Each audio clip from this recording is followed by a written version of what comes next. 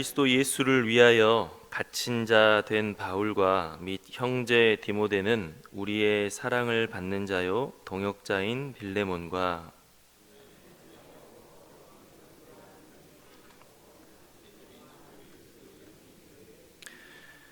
하나님 우리 아버지와 주 예수 그리스도로부터 은혜와 평강이 너희에게 있을지어다.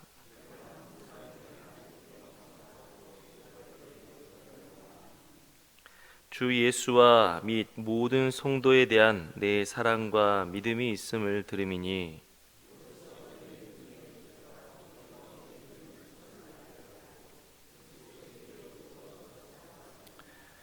형제여 성도들의 마음이 너로 말미암아 평안함을 얻었으니 내가 너의 사랑으로 많은 기쁨과 위로를 받았노라.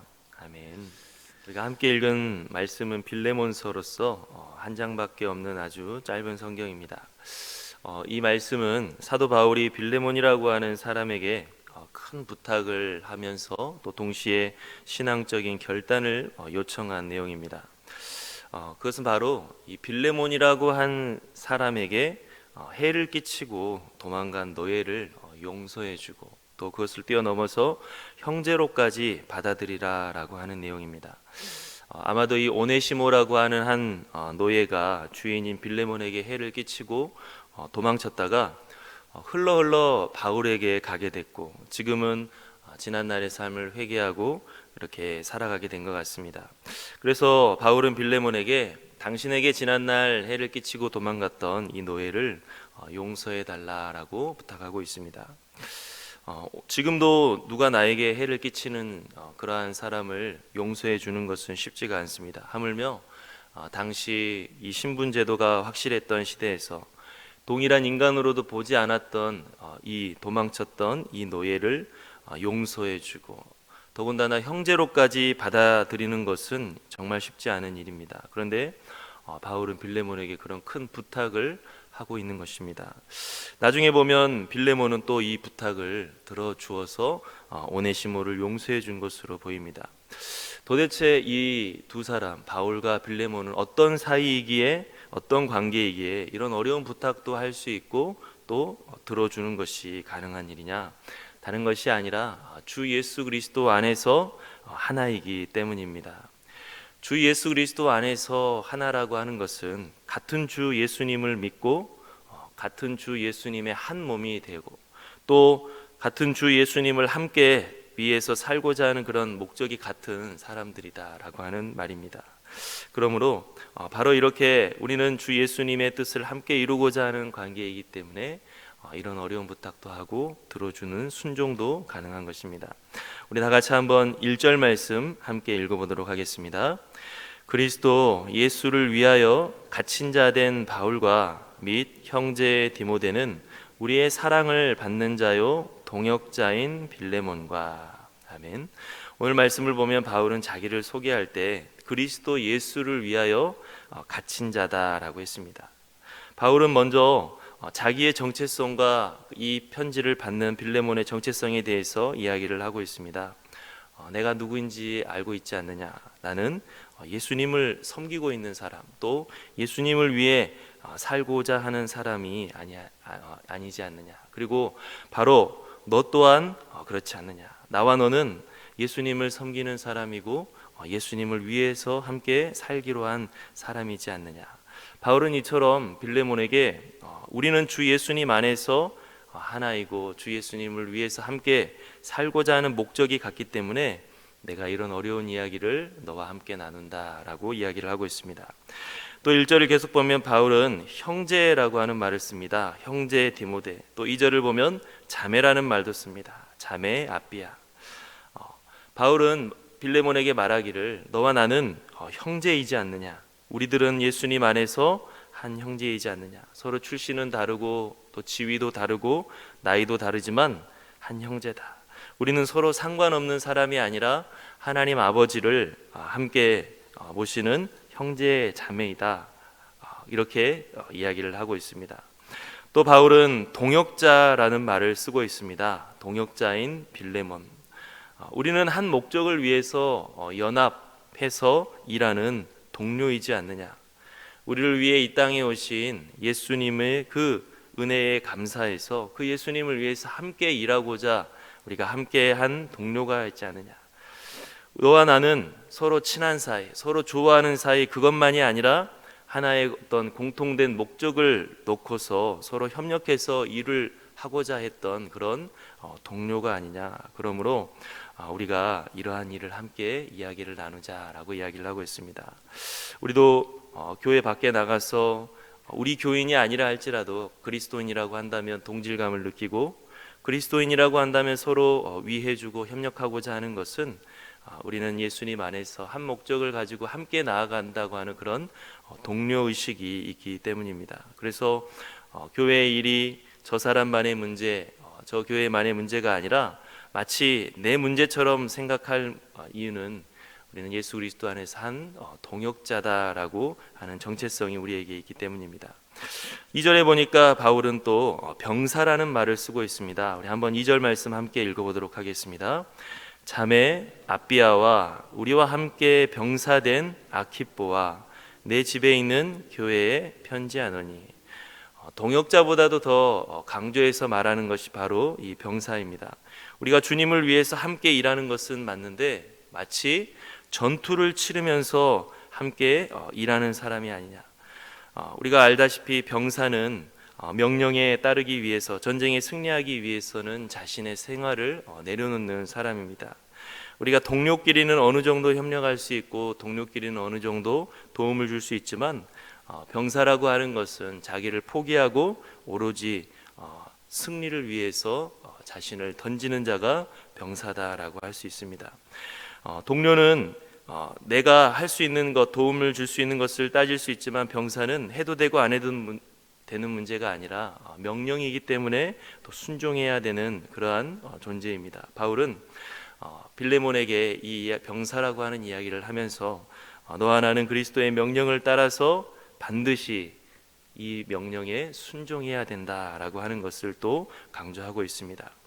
이처럼 사도 바울은 빌레몬에게 편지를 쓸 때 어려운 부탁을 하기 전에 너와 내가 어떠한 사람인지 먼저 정체성을 이야기하고 확인하고 있는 것을 볼 수 있습니다. 그리고 바로 이러한 신앙적인 정체성을 서로 공유할 때, 서로 같이 나눌 때 바로 이 엄청난 문제처럼, 부탁처럼 보이는 이 신앙적인 결단을 서로 나눌 수 있고 또 들어줄 수 있는 관계가 될 수가 있는 것입니다. 이것은 해도 되고 안 해도 되는 문제를 넘어서 우리가 예수님 안에서 해야 되는 문제가 될 수 있다라고 하는 것을 사도 바울은 이야기하고 있습니다. 바로 바울이 이야기했던 이러한 말들은 바로 교회의 정체성에 대해서 이야기를 하고 있습니다.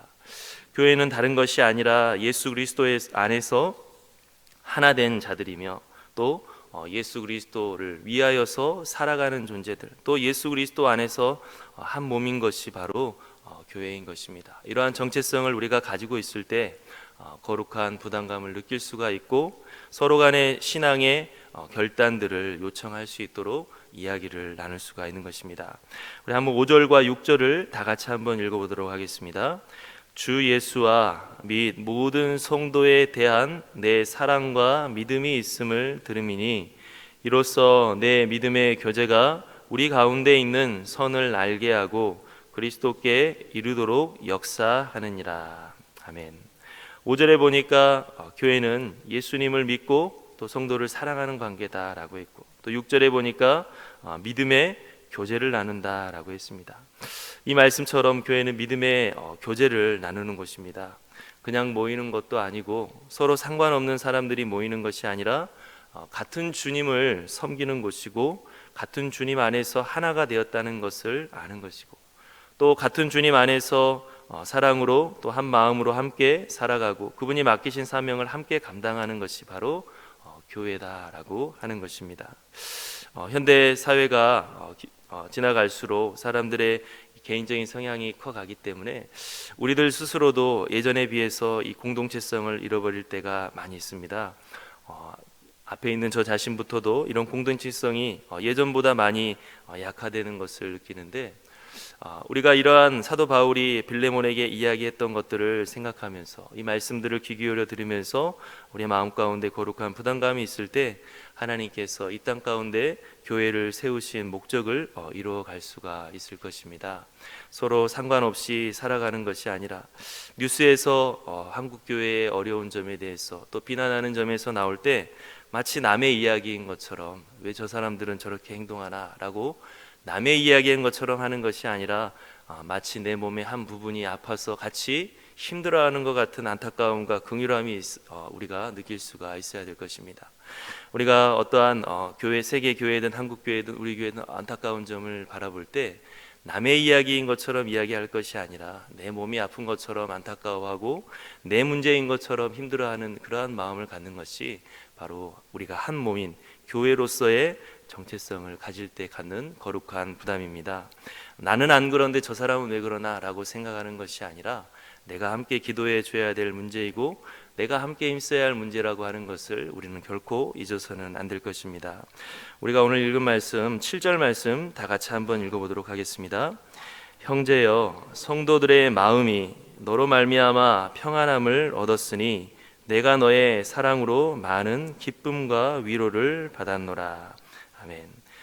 교회 안에는 믿음의 교제가 일어나기 때문에 서로가 서로에게 많은 귀감이 되고 힘을 줄 수가 있습니다. 우리가 뉴스를 보면 교회에 대한 안 좋은 인식을 갖게 됩니다.